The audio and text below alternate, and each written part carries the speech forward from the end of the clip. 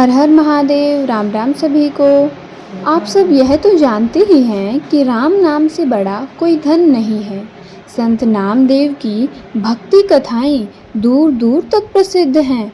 वैष्णव मत को मानने वाले संत नामदेव के मन में बचपन से ही उनके परिवार के माध्यम से भगवान विठल की भक्ति की लौ जग गई थी।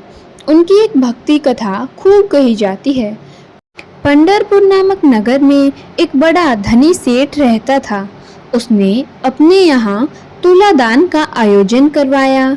इस उत्सव में वह खुद के वजन का सोना तोलकर लोगों को दान में देता। उसके यहाँ दूर दूर से लोग सोना लेने आए और उसने किसी को भी निराश नहीं किया। अंत में उसने अपने लोगों से पूछा कि नगर में कोई रह तो नहीं गया। तो कुछ लोगों ने बताया कि संत नामदेव जी आयोजन में नहीं आए हैं, वह ईश्वर के परम भक्त हैं। इस पर सेठ ने कहा कि ऐसा हो ही नहीं सकता कि कोई उसके हाथ से सोना दान ना लेना चाहे। उसने अपने लोगों को कहा कि संत नामदेव को सम्मान पूर्वक यहाँ ले आएं। सेठ के लोग जब संत नामदेव के पास पहुँचे तो वे सारी बात सुनकर बोले, स्वर्ण दान उनको दो जो इसकी इच्छा करे, हमें कुछ भी नहीं चाहिए। लोग वापस लौट गए, किंतु सेठ नहीं माना और उसने फिर उन्हें भेजा।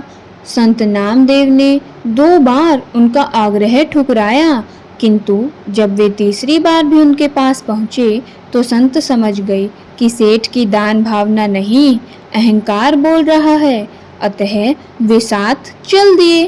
परंतु वहां पहुंचकर सेठ से बोले, तुम निश्चित रूप से ईश्वर से सौभाग्य का आशीर्वाद प्राप्त कर रहे हो, बताओ मुझसे क्या चाहते हो। सेठ ने कहा, मेरे हाथ से स्वर्ण दान लेकर मेरा कल्याण कीजिए। संत बोले, कल्याण तुम्हारा हो गया है, अब जो भी मुझे देने की तुम्हारी प्रबल इच्छा है मैं बताता हूँ, उस बराबर तोल दो। सेठ हाथ जोड़कर खड़ा हो गया। नामदेव जी को श्री विष्णु जी की प्रिय तुलसी अति प्रिय थी।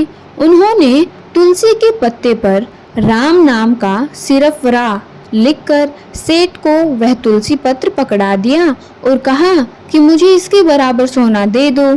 सेठ ने सहर्ष तुलसी पत्र को तराजू में रख सोना तोलने का प्रयास किया, लेकिन तराजू तुलसी पत्र के वजन के अनुसार छोटा पड़ गया।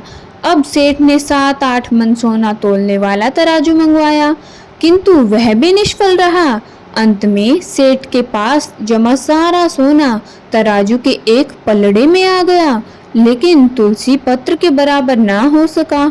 सेठ बहुत लज्जित था। उसे नामदेव का संदेश समझ आ गया था। वह हाथ जोड़कर बोला, प्रभु मुझे क्षमा कीजिए और इतना ही सोना ले लीजिए।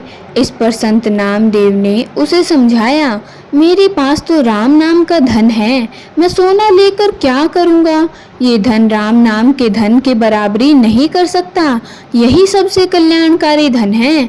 तुमने तुलसी और राम नाम की महिमा आज अपनी आँखों से देख ली है, इसलिए आज से तुम इस धन को गले में हमेशा पहनना और हमेशा राम नाम जपते रहना। यह कहकर नामदेव जी ने सबके हृदय में भक्ति भाव भर दिया। सबकी बुद्धि प्रेम रस में भीग गई।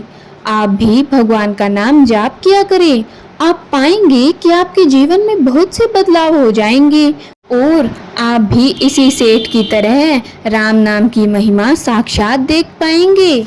धन्यवाद।